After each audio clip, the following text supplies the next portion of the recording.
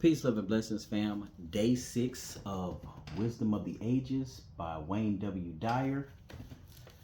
If you haven't caught the first 5 days, you can pick them up on YouTube at Loyalty Life Legacy LLC, LYFE, Loyalty Life Legacy, and also on my Facebook page, Johnny Sally Jr., which will take you straight to YouTube. So let's get into it.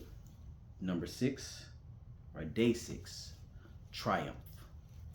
The 6 mistakes of man. 1. The illusion that personal gain is made up of crushing others. 2.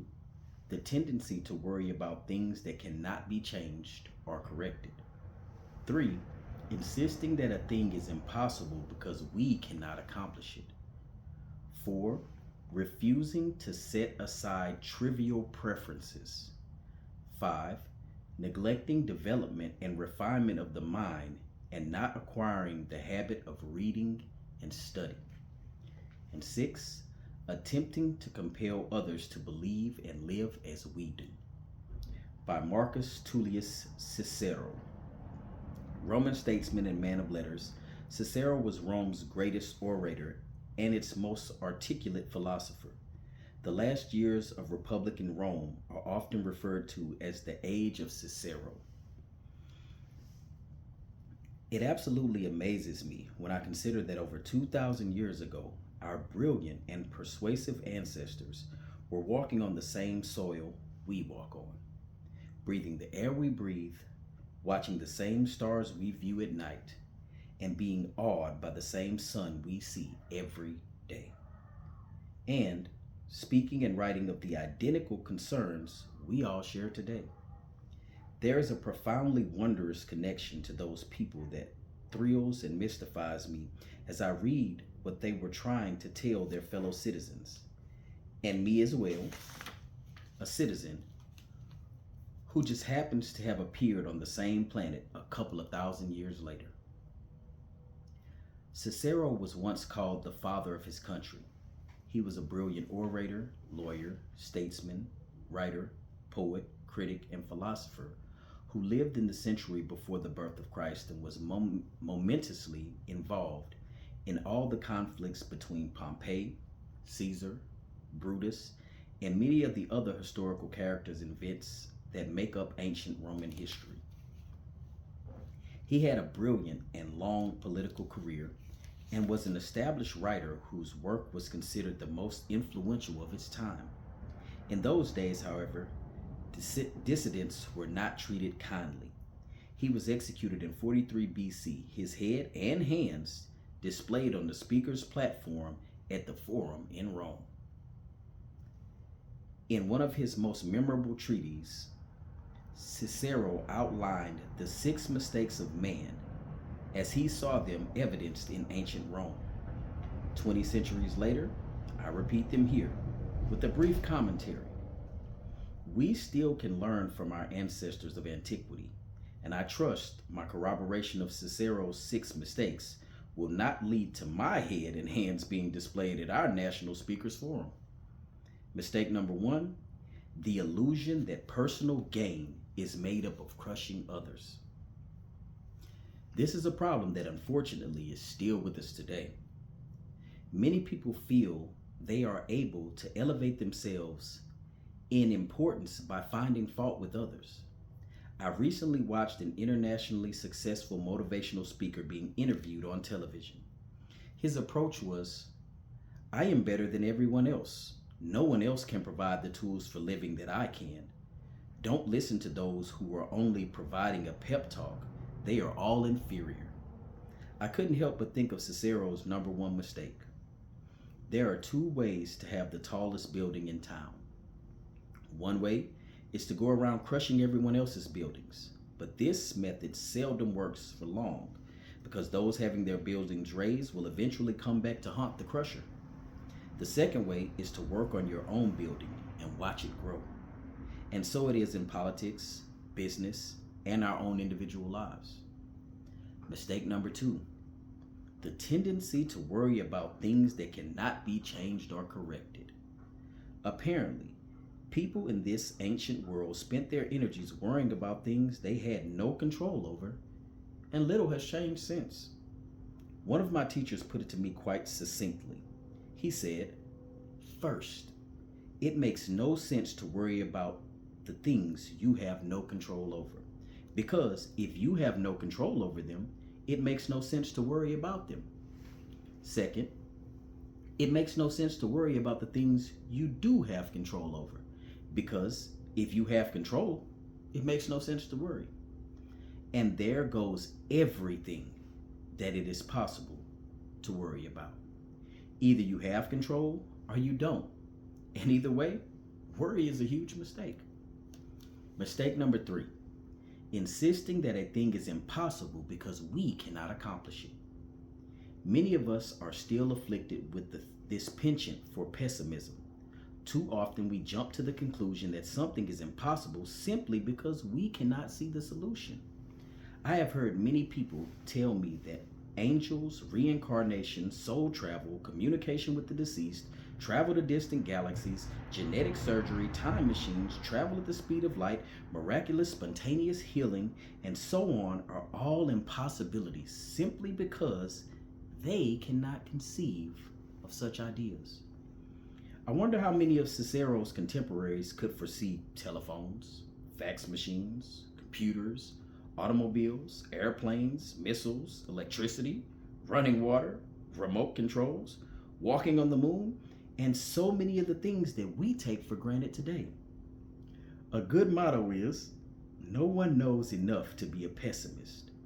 What we can't fathom today will be the accepted reality of those who reside here 2,000 years in the future. Mistake number 4, refusing to set aside trivial preferences. So many of us major in minor subjects as our way of life. We allow our precious life energies to be spent on worry about what others think of us, petty concerns about appearance or what labels we are wearing. We consume our lives in anguish over squabbles with family or co-workers and fill our conversation with drapery talk. Ego becomes the driving force of our lives, with our self-importance persistently taking center stage. We see hunger and starvation on our planet, but become impatient when we must wait 5 extra minutes for a table in a restaurant, where half the food will be discarded as garbage. We hear about children maimed and killed by guns and gunmen by the thousands, yet we accept it as a condition that we can do nothing about. In our own personal lives, too many of us believe that we are unable to make a difference on the larger issues, so we immerse ourselves in our game of ego-sponsored trivial pursuit. Mistake number 5, neglecting development and refinement of the mind and not acquiring the habit of reading and study. It seems that when we finish our formal schooling, we have completed our development of the mind. We have adopted the credo of reading and studying for the purpose of taking the examination and earning our merit badge in the form of a diploma or an advanced degree. Once the certificate is in hand, the need to study and refine the mind is terminated. Cicero must have noticed this same tendency among his fellow Roman citizens and warned them that it could be a prelude to the downfall of their empire. And so it came to pass. Our lives are greatly enriched when we immerse ourselves in literature and spiritual writing, not because we are going to be tested, but purely for the sake of personal enrichment.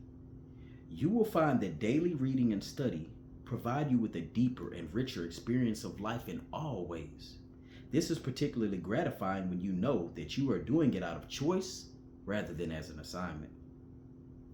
Mistake number 6, attempting to compel others to believe and live as we do. Obviously, we are still guilty of this 6th mistake. Too often we feel victimized by those who are imposing on us their views of what we should do, of what we should be doing and how we should be living. The result is a high state of tension and resentment. No one wants to be told how to live or what to do. One of the specific traits of highly functioning people is that they have no desire or investment of controlling other people. We need to remind ourselves of this truth and take the advice of Voltaire in his last line of Candide. Learn to cultivate your own garden. If others want to grow cabbage and you choose to grow corn, then so be it. Yet, there is this propensity to peer into the lives of others and insist that they believe and care in the same way we do. It is a common mistake of families to impose their will on everyone else in the unit. It is also a common mistake of government officials who are determining what is best for everyone. If Cicero's 6 mistakes are an unwelcome part of your life, considering the following 6 suggestions. Put your attention on your own life and how to improve it. Catch yourself when you are engaged in the habit of verbally crushing others and stop instantly. The more you become aware of tearing down the buildings of others, the sooner you will shift to constructing your own tall building. Ask yourself as you experience worry, can I do anything about this? If it is out of your control, then let it go. If there is anything you can do, then shift gears and work on that strategy. These 2 questions will get you out of the worry habit. Anytime you confront a problem that you feel is impossible to solve, remind yourself that this is nothing more than a solution waiting for the right response. I like that. I'm going to say that again. Anytime you confront a problem that you feel is impossible to solve, remind yourself that this is nothing more than a solution waiting for the right response. If you can't see the solution, begin the process of investigating who can. There is always someone who can see it from a possibility rather than an impossibility perspective. My apologies. There is always someone who can see it from a possibility rather than an impossibility perspective. Remove impossible from your vocabulary entirely. Give yourself assignments to work on what you consider the most significant issues facing all of us.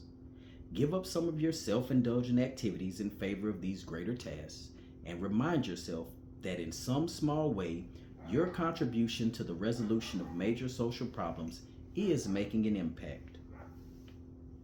Give yourself time every day to read spiritual books, like this, or listen to tapes in your spare time, like going to my YouTube, or maybe while driving. Make a habit of attending self-improvement seminars or lectures in your community on all sorts of mind-refining subjects.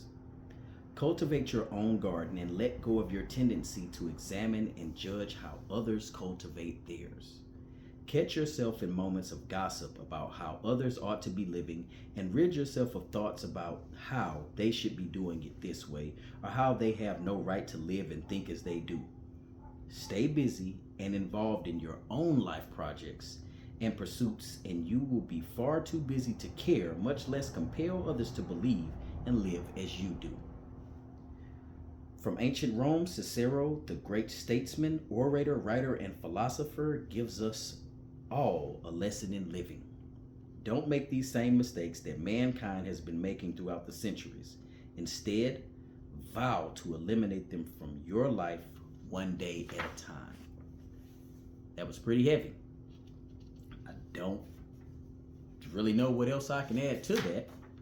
Well, we know I can. I can run my mouth pretty long. But let's just go over those 6 mistakes again. The illusion that personal gain is made up of crushing others. Bro, if you got to tear down somebody else to get where you need to get to, you need a major ego check. And if you don't check it yourself, the gods, your ancestors, your divine alignment, unless you've built up a certain level of phantom karma, will definitely bring you back in check. 2, the tendency to worry about things that cannot be changed or corrected. Hey, we know the serenity prayer. If you don't, that's your assignment today, is to go and look it up. I always wondered in school, in math, when they had the no solution problems. To me, if there's no solution, then there was never a problem to begin with. The fact that there is a problem means that there has to be a solution somewhere. You just haven't figured it out yet. It's always good to go ask for others' advice, or sometimes just take a break and watch that solution come to you if there is one. Again, if there's no solution to a problem, and you already know there's no solution, as in math, because we know numbers don't lie, then maybe there was never a problem to begin with. Next, insisting that a thing is impossible because we cannot accomplish it. I know so many people who are very short-sighted and have the mentality that just because they don't believe it's possible or they're not able to do it, then there's no way it could ever be done. And many times they get slapped right in the face with it, but their ego still doesn't want to see it. The human default program is very sincerely active in many individuals who are stuck right where they are because they just don't believe they can change their circumstance, situation, or do something that somebody else has already shown possible to do. They'll still believe it can't be done. Refusing to set aside trivial preferences. Not everybody has to see the world like you. And I say this to myself as well. Just because we may know something is right, unless you're asked for your advice or your opinion, it's better to keep it to yourself sometimes because you always become the bad guy. So let's learn to say goodnight to the bad guy. And as my bro Alan Michael said today, just smile. That man said, I smile harder than an immigrant that don't know English. He said, I smile harder than an immigrant that don't know no English when somebody's talking to him about something that doesn't matter. Just smile and nod your head. It'll save you a lot of time, a lot of energy, and a lot of stress. Neglecting development and refinement of the mind and not acquiring the habit of reading and studying. Isn't there a scripture that says, my people fail for lack of knowledge? Isn't there another one that says, study to show thyself approved? And we don't mean just going on TikTok and listening to the first thing that you hear, or going on Facebook or Instagram and then you act like you're the shooting a slug, the foremost in a particular field until somebody exposes you. Moving on. Attempting to compel others to believe and live as we do. That kind of sums up everything else. Again, not everyone is going to believe the way you do. Not everyone is going to walk the path that you walk. And in many cases, a person can see how the way you move or the things that you have learned have changed your life drastically, but that doesn't mean they're going to want to take the steps to follow that. All you can do is provide the blueprint, and those who see it will follow.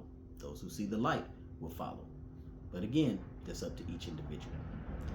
My name's Johnny Sally again. Thank you for being here today. Walk in love, walk in light, walk in peace, and know that you are loved.